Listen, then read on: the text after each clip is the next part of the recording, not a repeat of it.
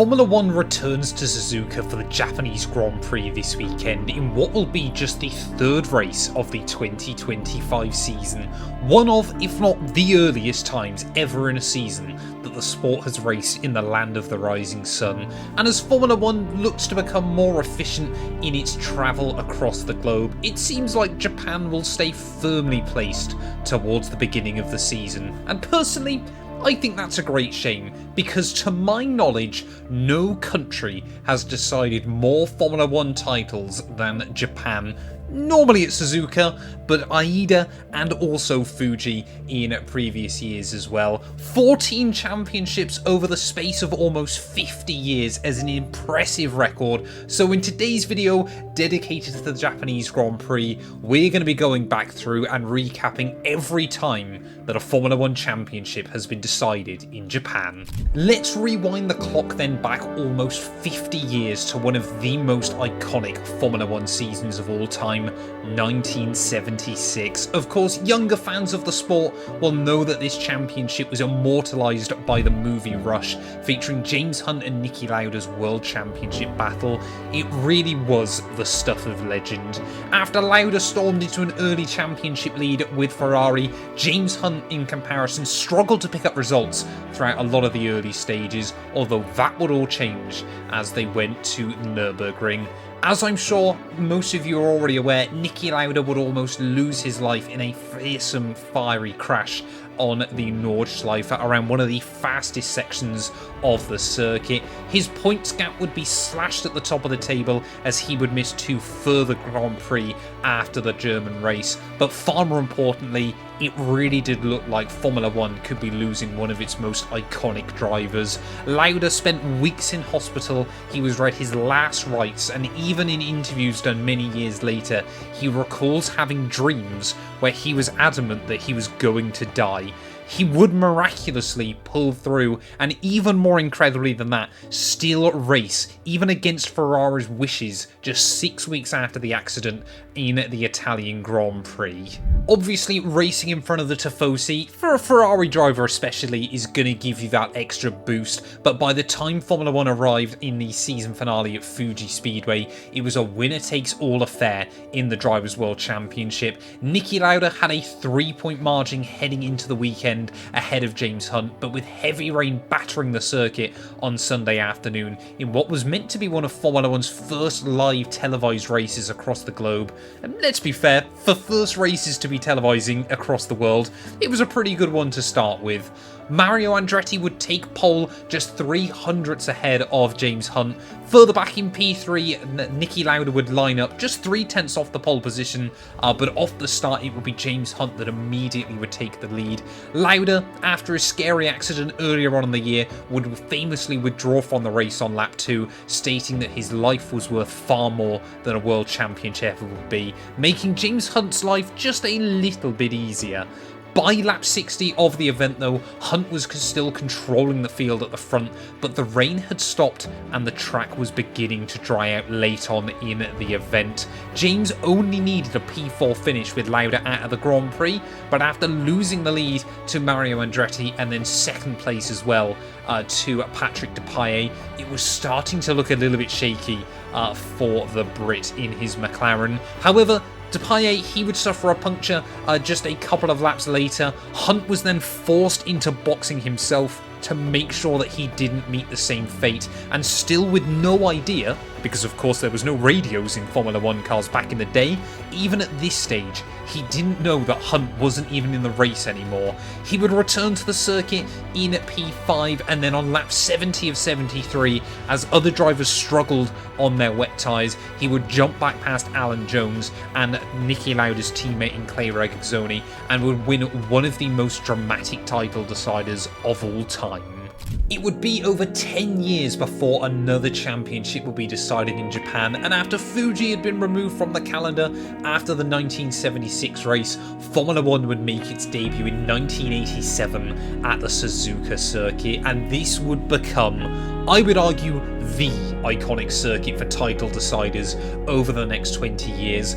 A lot had changed in the Formula 1 landscape since Hunt won his only world title back in 1976, and a little known team by the name of Williams had the car to beat in 1987. The car was very fast, but occasionally unreliable, but at this circuit built and owned by Honda, it would be the two Williams Honda cars that would be duking out for the World Championship crown. However, this title fight, a little bit different to all the others mentioned in this video, would actually be decided in qualifying. Tackling the fearsome S section through Sector 1, Nigel Mansell would lose the back end of his car trying to beat Nelson Piquet's qualifying time, throwing the car up in the air in a nasty crash, injuring himself in the process, and unfortunately would be forced to withdraw from that race in Japan and the season finale in Australia a few weeks later. It meant as they went into Sunday's Grand Prix, Piquet therefore had enough points that he was already world champion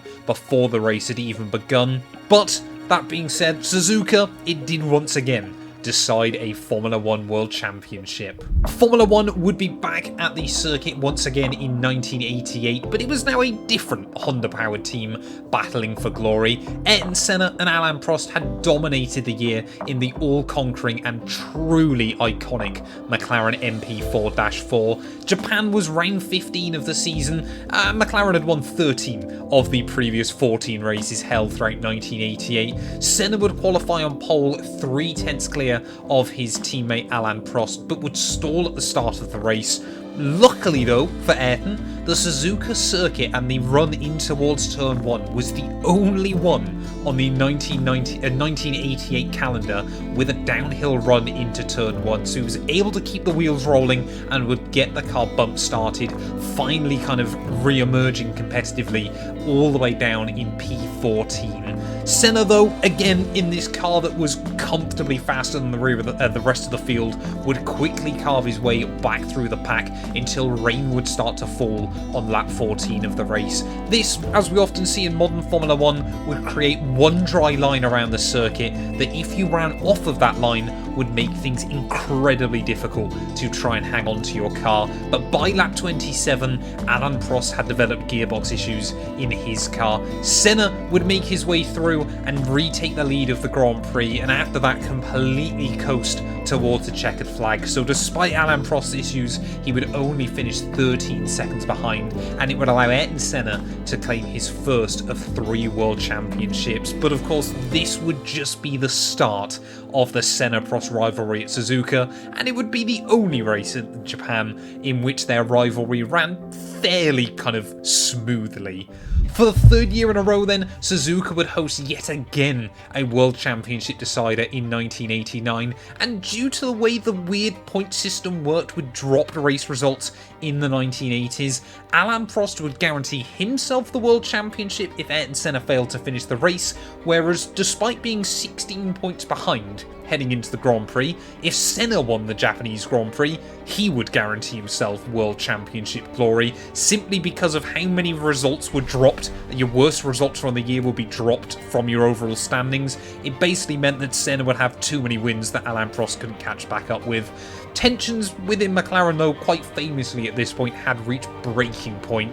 Prost had already confirmed that he was going to be leaving McLaren at the end of the season to go to Ferrari, and he had also claimed throughout the entirety of 1989 that Honda had been favouring his teammate with extra power during qualifying and better engines generally throughout weekends. Senna did then admittedly go on to take 1.7 seconds clear of Alain Prost in qualifying, and it's safe to say I think those theories were backed up once again. Although the antics would continue as they went into the race, when Alain Prost had his gurney flap removed from his car to help with straight line speed. Normally, when decisions like these were made within the team, obviously if a driver had made that call, then their teammate would be told. Alain Prost did this very quietly with a few of his engineers that he felt very close to, so Senna had no idea when they got onto the grid that this had happened. Prost would then jump Senna off the start and control the race in the early laps just like he'd done the year before, and it was safe to say the Frenchman had completely set up his car for race trim, whereas Senna, often was the case back then, would try and go ridiculously quick on a Saturday and then try and control the field at the front come Sunday afternoon. Senna, though, refusing to give in, would finally catch back up to Alain on lap 40 of 52, and for the next 5 laps the pair were just so close, battling all around the circuit with the gap floating at less than a second. Ayrton Senna was putting as much pressure as he could on Alain Prost, and finally on lap 47 he would make his move, diving to the inside at the Casio Triangle in what still to this day is one of Formula One's most controversial moments. Prost would turn in as soon as he saw the Brazilian down the inside, in his words, to make the apex, claiming that he didn't know Senna went for the move, but in my humble opinion, looking back through the footage and all of the angles that have become available in the years since this incident, I think it's safe to say that Alain Prost turned in too early to try and make sure that Senna didn't make it through. Both cars would go down the escape road completely locked together and badly damaged, and Prost would immediately jump out of his car and make his way back to the pit lane in one of his last ever races for McLaren. Senna, though, on the other hand, despite the car being damaged, would get the marshals signal to them to head over to his car and try and give him a bump start so he could continue. He would pit, get a new front wing, come back out onto the circuit and retake the lead of the race in the final few laps, and would claim the victory in what you think would be his second World Championship. For him, though, he would be disqualified after the race for not completing the full race distance because of the chicane he cut, with the then FISA, what is now effectively the FIA president, Jean-Marie Balès, claiming that what Senna should have done after the crash was turn around on the escape road and drive backwards onto the circuit. With Senna's DSQ, it would mean Alain Prost would join a very exclusive club of 3-time Formula One world champions, but we are just scratching the surface of the controversy between these two. When F1 rolled back into Japan in 1990, staggeringly for the 3rd year in a row, it would be Senna and Prost once again battling for the world championship, but this time round it felt like the tables had been turned. Prost needed to win the Grand Prix to keep his title hopes alive. Having moved to Ferrari, Prost's season had been shaky at best, but he did come to Japan with a slim chance at a 4th world title. For the 3rd year straight, though, it would be Ayrton Senna who would take the pole position, and for the 3rd year straight, it would be Prost who would take the lead off the start on the run down in towards turn 1. I don't know what it is about Suzuka or just the Japanese Grand Prix generally, but it seems like in almost every single one of these championship deciders, P2 seems to be the place to start the Grand Prix. But unlike the previous years where the battles had raged on throughout the entirety of the Grand Prix, Senna, like I said, he just needed to make sure that Prost didn't finish the race, and that's exactly what he did in towards turn 1. Now, Senna claimed he tried to brake at the time, but then would later admit before his unfortunate death in 1994 that he did just try and get payback against Alain Prost for what he did in 1989. Staggeringly, Senna didn't actually get disqualified for this incident. I think he just about made it plausible enough at the time, and he would therefore get redemption for 1989 and would claim his 2nd world championship. But between those 2 years, just the most iconic kind of Suzuka moments, and that would continue as we went into 1991. Once again, the World Championship would be decided here at Suzuka, but in a very different context. There were still a couple of races to go of the season. Nigel Mansell, he needed to win the Grand Prix against Ayrton Senna just to try and keep his title hopes alive. For Senna, if he didn't win this weekend, he would still carry on the title fight, and it looked kind of all but a case of when rather than if he would be world champion. It would be Senna's teammate, though, the Austrian Gerhard Berger, who would take the pole ready for the race, and with the 2 championship rivals less than a quarter of a second away from the Austrian, P4 would be claimed by Alain Prost, but he was 2 seconds away from your top 3 contenders. Senna would successfully defend from Mansell off the launch, and by lap 10, after trying to apply huge pressure to both of the McLaren cars who were running 1 and 2, Mansell would make a mistake down at turn 1, on, spinning off, and for the second time in 5 years, Nigel Mansell's World Championship hopes would be dashed at Suzuka, leaving him stuck in a gravel trap. And it would also mean for the third time in 4 years, Ayrton Senna was crowned Formula 1 World Champion at the iconic Suzuka circuit in front of obviously the adoring Japanese fans. Kind of the relationship between Senna and Japan was always one of great history and of real significance as well. Japan, though, after this, would take a 4-year hiatus of deciding world championships after the dominance of Williams in 1992 and 1993, allowing Nigel Mansell to finally claim his first world championship and Alain Prost to wrap up his 4th world championship with races to spare. It would be Schumacher, of course, that would win his first title in 1994 out at Adelaide, and 1995 would see the only F1 World Championship settled at Aida. Hosting the Pacific Grand Prix, Aida allowed Japan to host a second F1 event in 1994, and it was a fairly decent success. The circuit wasn't fantastic, it wasn't going to replace Suzuka, but it was great for the Japanese fans to get a second race of the year. Sadly, late on in 1994, there would be an earthquake actually near the circuit, which would damage a lot of the tracks, so the race was shifted to the third last race in the 1995 season. Michael Schumacher, a bit like Senna in 91, had a healthy lead at the top of the World Championship, and once again the Benetton driver would dominate the race ahead of both of the Williams cars. It allowed him to clinch his second world title with 2 races to spare, and really throughout a lot of the 1995 season, Williams should have competed in a much better fashion than they did, but ultimately Schumacher was just a much better driver than Damon Hill and David Coulthard, but they would be the only 2 cars that stayed on the lead lap as the German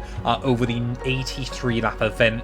And of course, once we got back to Suzuka in 1996, again, another iconic F1 World Championship decider was going down. Formula 1, it felt like it had returned to what made it great less than 10 years before. Just like in 1987, it was the 2 Williams drivers fighting for the crown. But Jacques Villeneuve, he needed to win the race, with Damon Hill failing to score a point to steal away the victory in just his rookie campaign. 1996 for Jacques Villeneuve, I honestly think he probably should have won it. He got very unlucky on quite a few occasions over the course of the year, but he would claim his 3rd pole position of the season to try and give himself a fighting chance. But at the then record time, Hill starting right behind him, the Canadian needed a miracle, and it would get even worse for Jacques as he would get jumped on lap 1, again seemingly proving that P2 seems to be the place to start here at Suzuka. With Hill now in the lead and storming away,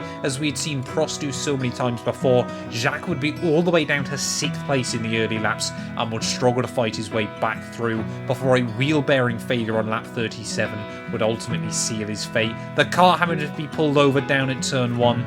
Famously though, for Damon Hill and commentated by Murray Walker, Hill would become the first ever son of an ex-Formula 1 world champion to claim the world title for himself, and as the blue and white Williams would cross the line, Murray Walker would famously exclaim that he had to stop commentating because he had a lump in his throat, and in kind of that lovable Murray Walker fashion, without even trying, kind of the most iconic moment from this Grand Prix is Murray Walker's commentary, and I think, as always, it just goes to show, kind of, like I said, when he's not even trying to, Murray always found a way to steal the show.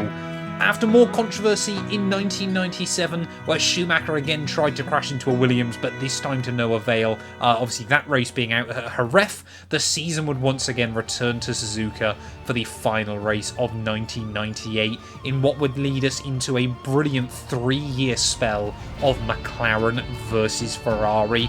This, ultimately, I think, is one of the most underrated kind of eras in Formula 1, and I think it's generally kind of underrated because Schumacher even and Hakkinen got on quite well.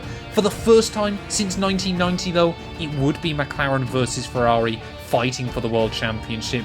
This time round, though, with Mika Hakkinen just requiring a P2 finish to seal the championship from Michael Schumacher.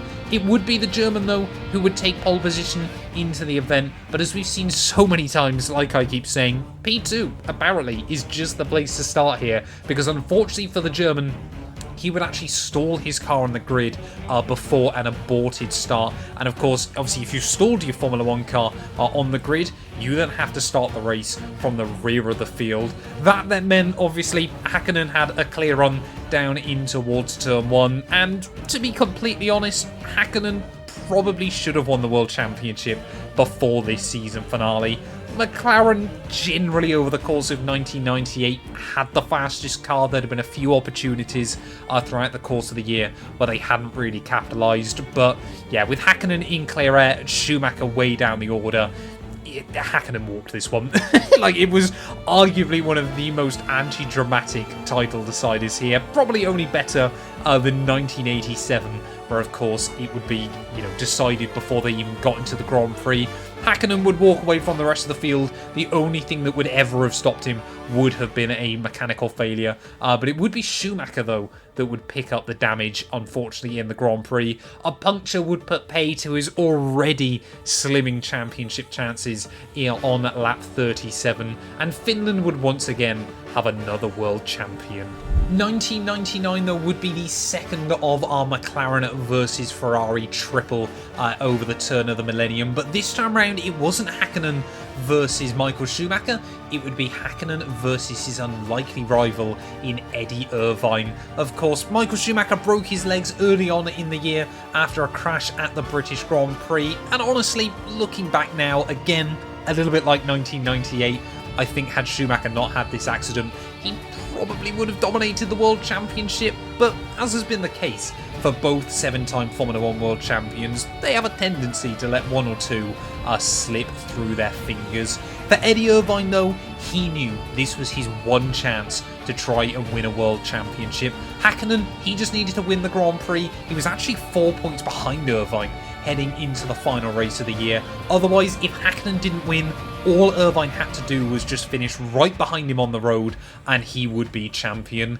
It would be Schumacher, though, that once again would take pole position, actually his second in a row after returning to the support out in Malaysia. But a disastrous qualifying for the Irishman would see him 1.5 seconds behind his teammate by the end of qualifying, trailing both McLarens and Heinz-Harald Frentzen, who had just been knocked out of the World Championship fight in the race before. As was the theme, though, at this point for Michael Schumacher, for anybody that started in pole position, it would be a curse. For the second year in a row, Häkkinen, who qualified P2, would lead the field in towards turn 1, and although obviously Schumacher wasn't fighting for his own world championship, he was doing everything he could to help Ferrari's hopes at the top of the table, and of course trying to win them a Constructors as well for the first time in many, many years. Häkkinen, though, would build up a lead of about 5 seconds ahead of Michael Schumacher, but just to give you an idea of how kind of above everybody else these two were, it would be Häkkinen and Schumacher, a 5-second gap, and then 90 seconds back. Eddie Irvine would come through in P3. He knew it would be his only real shot at a World Championship. He knew he messed it up on Saturday, but ultimately he did not have the pace to keep up with either Schumacher or Häkkinen here. And, well, had Michael been able to get ahead of Mika, it would have been Irvine's title and Ferrari's drought would have been ended. But it did mean, as we went into 2000, that Häkkinen and Schumacher each had 2 World Championships to their name. And the turn of the millennium would see our final of this great trio of title deciders. Häkkinen, though, by the time they got to Suzuka, he had a mountain to climb. Unlike the last couple of years where things had looked pretty good for him, 8 points behind Schumacher, he needed to beat the German to keep the championship fight going into the season finale actually back in Malaysia. I completely forgot, as a bit of a side note, that Sepang hosted the championship finale one year, but of course people kind of forget about it because the World Championship had already been decided. Häkkinen and Schumacher, though, did genuinely run one of the greatest qualifying sessions of all time at Suzuka 2000. I would so recommend going back through and watching the highlights. These two would trade fastest times throughout the entirety of the session, but it would be Schumacher that would steal pole position away by just 9 thousandths of a second from Mika. But again, just like I said, pretty much every Japanese Grand Prix up to this point, Hakkinen would take the lead on the run in towards Turn 1, and again, just like they did in 1999, it would be Michael and Mika pulling away from the rest of the field. Rain was expected though to hit the circuit into the second half of the Grand Prix, and after, like I said, these two just pulled away from the rest of the field, it was really a race that came down to strategy. It always seemed like Schumacher was just keeping a little bit of pace in his back pocket, but after Hakkinen made his second pit stop on lap 37, Michael opted to stay out, try to extend his stint on low fuel and go for the overcut. It would be a defining moment in the World Championship, but after boxing about 1.5 seconds ahead of Michael, by the time the German had made the pit stop on lap 41, it would be Schumacher that would come out just ahead, and as both drivers did just like they had in 1999, they would finish a minute ahead of anybody else. But in doing so, Michael Schumacher and Ferrari finally were world champions. It feels like, say, pretty much every other race so far here, Ferrari had been robbed or something had gone away from them. But ultimately, yeah, Schumacher would end his 5-year drought of Formula 1 world titles, and Ferrari, well, they had waited over 20 years to finally win a world championship, and they had done it even with a race to spare. The 2000, though, decider would set the tone for the next few years in Formula 1, despite the fact Mika has come so close to a third world championship. Famously, as I'm sure most of you guys were already aware, Ferrari and Michael Schumacher, they would dominate the sport throughout the early 2000s. 5 straight world championships between 2000 and 2004. But there would be one more time in this era when Suzuka would decide destiny once again. After Hakkinen announced at the end of 2001 he would be taking a sabbatical, McLaren would replace him with another Finn, this time by the name of Kimi Räikkönen. It wouldn't take long before Kimi started to prove himself as a threat at the front of the order. In 2002, despite a fairly weak McLaren car and some quite bad reliability, he would claim 4 podiums in his debut season with the team. But after Schumacher took his record-equaling 5th world title, 2003 was going to be a much tougher year.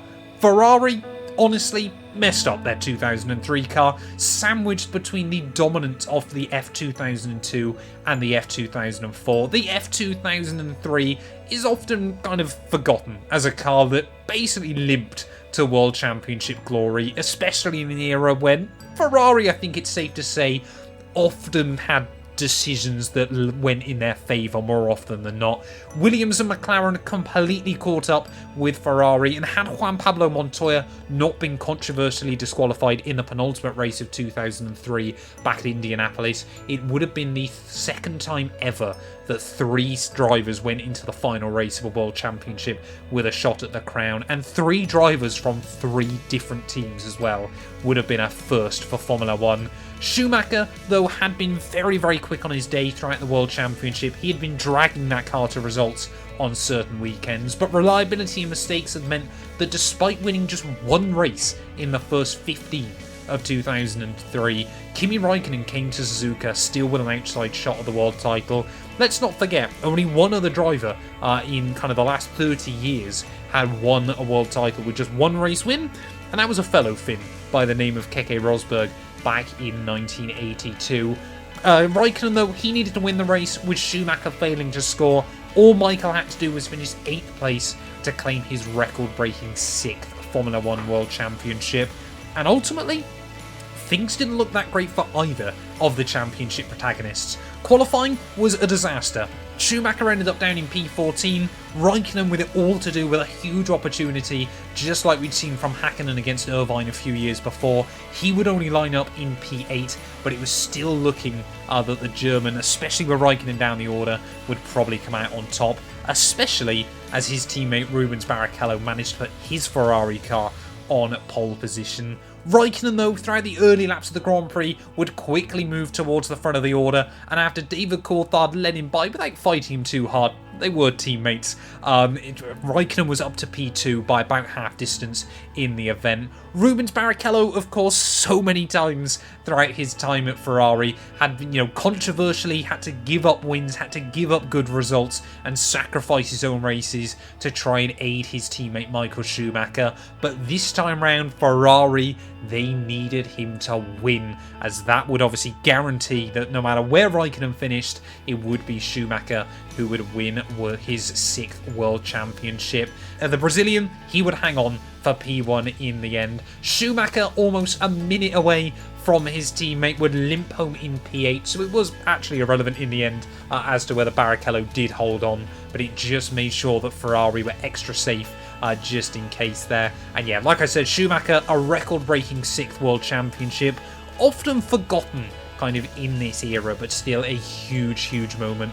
For Kimi Raikkonen and McLaren, they would have to wait a few more years before they would each taste championship glory. Ironically though, this would end up only working when it was Raikkonen versus McLaren in Formula 1. As we saw more and more races, Brazil moved towards the end of the calendar, Abu Dhabi being added as well towards the end of the 2000s. Our two final championship deciders here at Suzuka are very different from the rest, but that doesn't have stopped them having their own similarities. Sebastian Vettel in 2011 and Max Verstappen in 2022, each of them driving for Red Bull, still had 3 more races after Japan to try and each claim their 2nd Formula 1 World Championships in a row. Both drivers would take pole position, but it would be Verstappen that would dominate a wet race in which his title was cemented, thanks actually to a last lap penalty given to Charles Leclerc there. It meant Leclerc dropped from 2nd to 3rd in the race order, and that meant Verstappen just by 1 single point wrapped up the title with 3 races to spare. For Sebastian Vettel, on the other hand, he would finish P3. Ironically, it was the only Japanese Grand Prix between 2009 and 2013, kind of during Seb's glory years, where he didn't win at Suzuka. He won every other race around this venue, and the one he didn't meant that the World Championship was wrapped up. Either way, both Red Bull men would win their 2nd of 4 current and consecutive world titles at the time of recording this. And as for Suzuka and Japan, this will be the last time to date that the country has seen a new world champion crowned. Thank you all so much for watching. If you have enjoyed, please do make sure to leave a like, get yourself subscribed for more F1 stories, and we'll be back very soon with another IRL F1 video.